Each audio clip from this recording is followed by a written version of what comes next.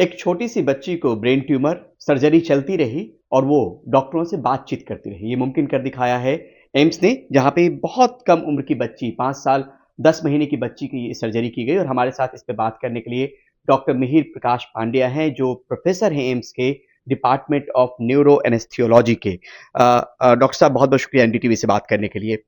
क्या-क्या चुनौती थी इस बच्चे को लेकर जब आप लोग सर्जरी प्लान कर रहे हैं? सबसे बड़ी बात है कि इतने छोटी बच्चे को हम जब एक सुई लगाते हैं, वो बहुत बड़ी मुश्किल चीज़ है। बच्चे अलाउ नहीं करते हैं और कई बार इवन वो एनेस्थीसिया से पहले हमें जो इंजेक्शन लगाना पड़ता है, उसके लिए भी हमें बेहोश करना पड़ता है, इनहेलेशनल ड्रग्स दे के कुछ। जी। हाँ, लेकिन इसमें हमें 16 इंजेक्शन यहाँ पे स्कॉल में लगाना था नर्व ब्लॉक्स के लिए, उसके ऊपर आईवी और आर्टेरियल लाइन भी लगाना था। फिर थ्रू आउट सर्जरी बच्चे को अवेक रखना था और बच्चे से बातचीत करना था। ऐसा क्यों ज़रूरी था सर?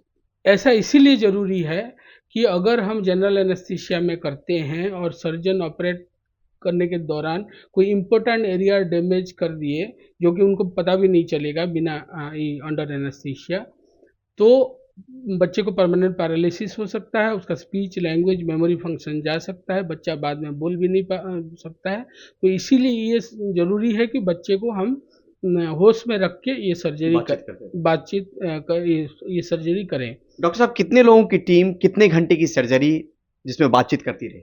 तो टोटल कर सब मिला के 3.5-4 घंटा की सर्जरी है, क्योंकि हम बच्चे बच्चे को फिर जब से अंदर से लेते हैं उसी से हम ये करते हैं। जी। और कितने लोगों की टीम थी सर? जैसे कि हमारे एनेस्थीसिया टीम में मैं था, मेरे साथ प्रोफेसर ज्ञानेंद्र पाल सिंह थे और हमारे सीनियर रेजिडेंट डॉक्टर शिवप्रिया थी। सर्जरी से थे डॉक्टर दीपक गुप्ता प्रोफेसर, और उनका जो भी साथ में और 2-3 सर्जन्स थे। ये भी और समझना उसके च उसके साथ हमारे टेक्नीशियंस और नर्सिंग स्टाफ, उनका भी बहुत इम्पोर्टेंट रोल रहता है इसमें।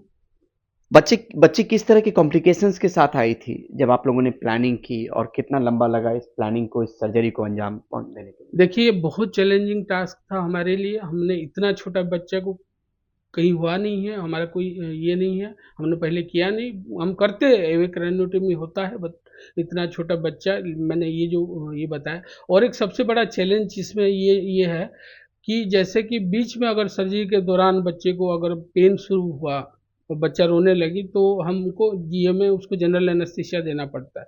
और वो कई कई बार बहुत खतरनाक हो सकता है, क्योंकि इमीडिएटली हमें उसका लंग फंक्शंस और उसका एरो फंक्शन को कंट्रोल में लेना होता है। वो कई बार टाइम लग जाता है, अगर सही टाइम पे वो नहीं कर पाए तो वो हार्ट को इफेक्ट कर सकता है और वो बहुत खतरनाक हो सकता है। जी। तो ये सारे चैलेंजेस था। तो इनिशियली हम लोग बहुत सोच विचार करने के बाद, फिर फैमिली के साथ डिस्कशन करने के बाद, फ़ायदा नुकसान सब सोचने के बाद, फिर हम ये डिसीजन लिए। काफ़ी डिफ़िकल्ट डिसीजन था अब बच्ची हमारे लिए। पूरी तरीके से स्वस्थ। ये बहुत खुशी की बात है कि बच्चा अभी मैं मिल के आया हूँ, बहुत स्वस्थ है और ट्यूमर पूरा निकल गया है। ये सबसे बड़ी खुशी की बात है। बहुत शुक्रिया एनडीटीवी से बात करने के लिए। नई दिल्ली से परिमल कुमार, एनडीटीवी इंडिया।